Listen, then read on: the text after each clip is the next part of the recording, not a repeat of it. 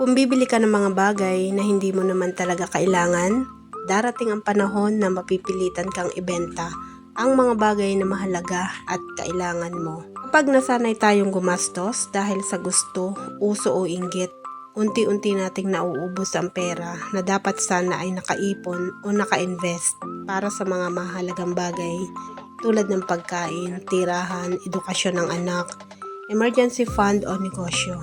Sa simula, parang maliit lang ang gastos.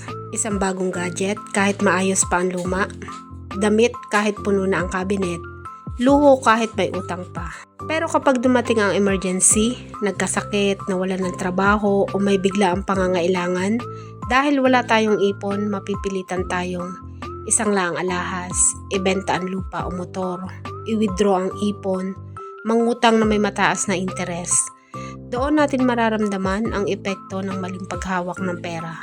Ang aral, matutong mag-differentiate ng needs versus wants.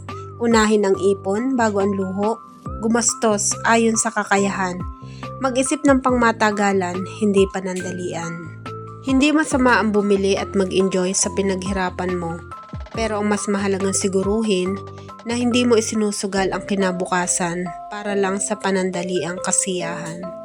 Tandaan, ang disiplina sa maliit na bagay ngayon ang magliligtas sa iyo sa malaking problema bukas.